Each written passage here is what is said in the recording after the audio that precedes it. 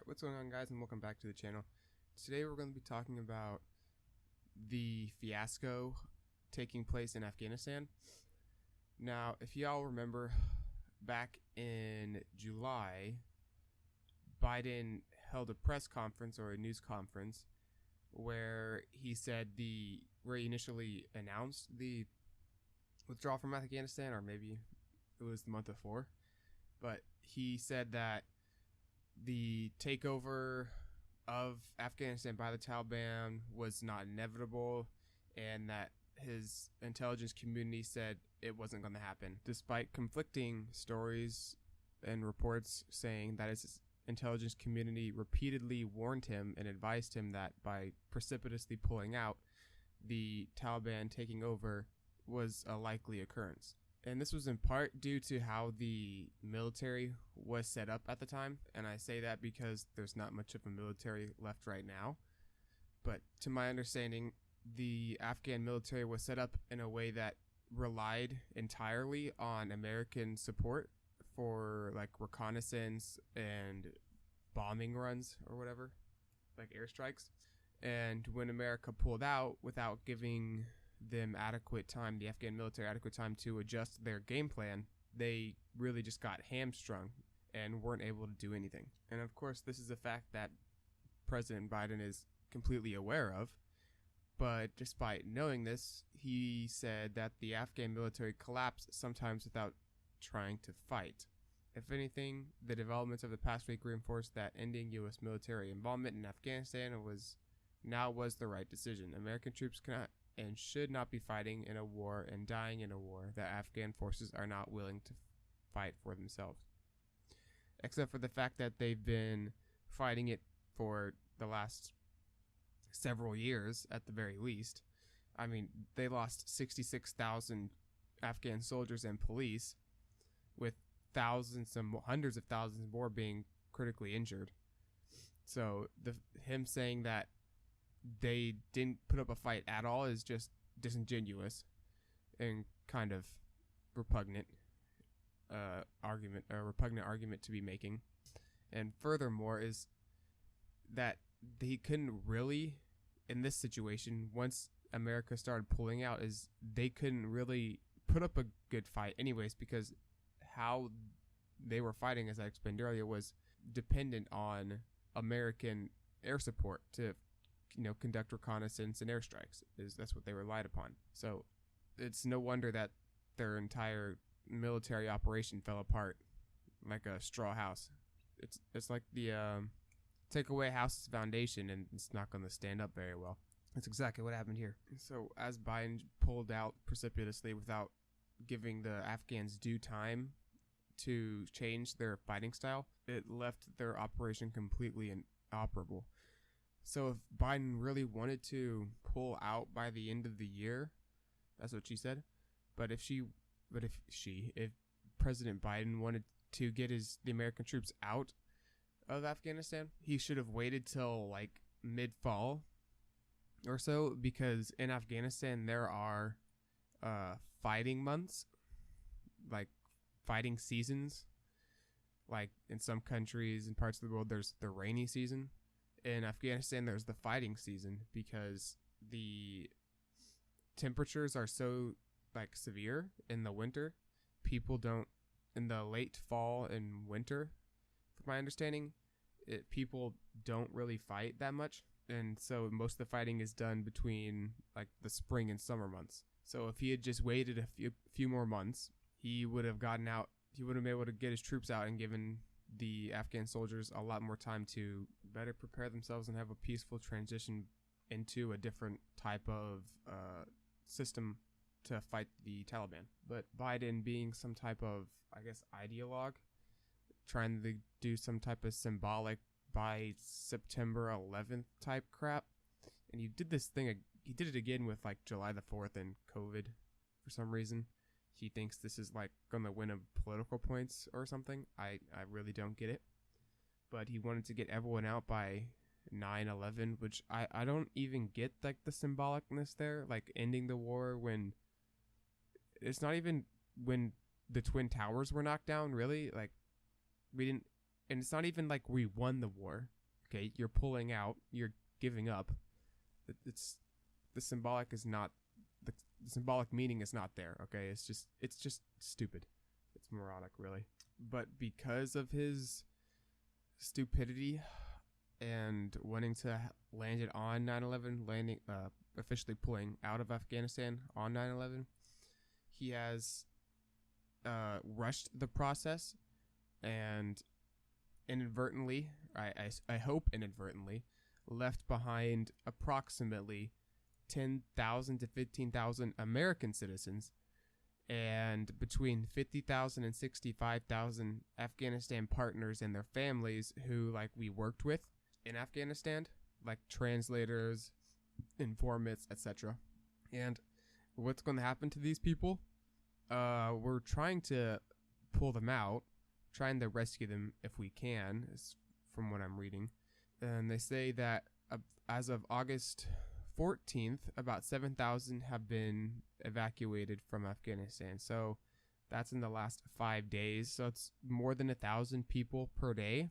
And that's with 52,000 U.S. military troops on the ground. And so but in order to get out another 15,000 American citizens and another 50+ thousand Afghanistan people at a rate of 1,000 per day, that's like a couple of months at least it's going to take to get everyone out. And I don't think the Taliban's waiting that long. I mean, they took over the country in like a month. So once they have control of the country, I don't think we're going to have that long. So they either need to step it up or find some other way to get them. And side note here, Biden said that he didn't want to send your sons and your daughters to war in Afghanistan in perpetuity. He said something like that. And it turns out we had to send in a lot more troops than were there originally. I think now we have 5,200. And what we started out with, something like 2,400, I think, at the beginning of the year. We just had a skeleton force is all we had, conducting surveillance and stuff like that to help the Afghanistan military. And now we have almost a full force on the ground with more than double the units because of Joe Biden's incompetence. And then to make things worse, he runs and hides up at Camp David for a week. And then I believe he came back a couple days ago and then gave a 2-minute speech, then left. Not sure how many questions he took, but I don't think it was very many. So then he goes right back into hiding. And same thing with Jen Psaki, the White House press secretary. She wasn't even in the office for the last few days until I think yesterday maybe. So they were all on vacation while this was going down, because I am a few days late covering this. And that was because I had the cove, so I was kind of out of commission for a while there. But I digress. Returning to the topic of Afghanistan and how America's military played into that, as I mentioned a couple times previously, we were in a support role almost exclusively, which meant that we almost had no casualties. So in 2020, we only had 9.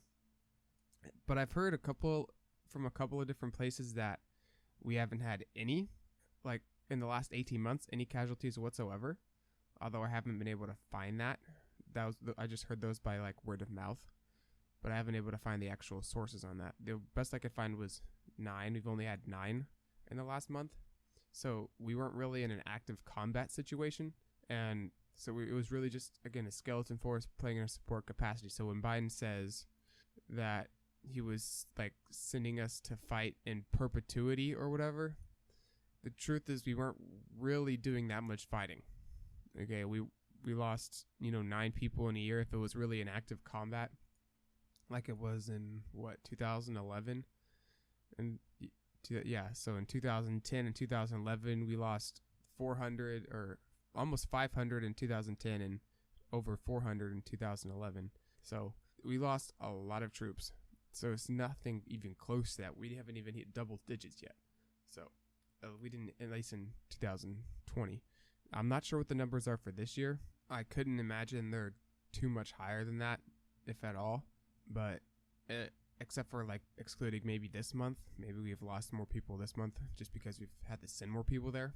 But other than that, the combat situation there hasn't really been too severe for us. Now, that's not saying, that's just because we've been in support capacity. Obviously, the Afghan military has suffered way more casualties than that, because they're doing the brunt of the frontline fighting. But with that being said, I don't think America should have been there for 20 years in the first place. It's just that the way Joe Biden extracted the troops was done in a very precipitous and impetuous manner.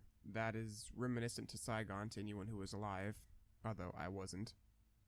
But I've seen many of the clips, so I kind of have an idea of what happened. But it's one of the greatest foreign policy debacles, I think, in American history. Definitely in my lifetime. It's just an ignominious decision, I think, an ignominious outcome, and it definitely could have been avoided and done definitely more tactfully, done in a way that would not have allowed the Taliban to just instantly take over. I mean, I don't think, again, as I said, I don't think we should have been there for 20 years in the first place. I think nation building is not America's job.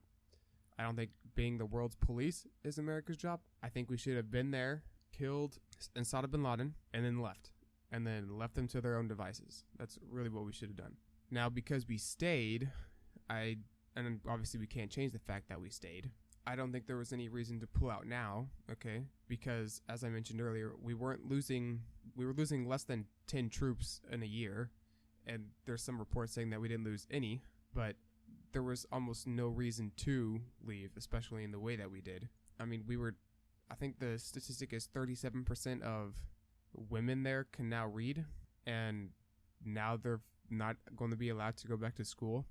And because don't get this twisted, they're apparently saying the Taliban are going to, honor women's rights, but it's the freaking Taliban. I can't trust the Taliban as far as I can throw them, and I'm not very strong, so I'm not gonna, hold my breath and hope the Taliban, honors women's rights, quote unquote. So I'm not getting my hopes up on that, and I've heard some reports of the Taliban sending home women from school, so it doesn't look like that's going to happen.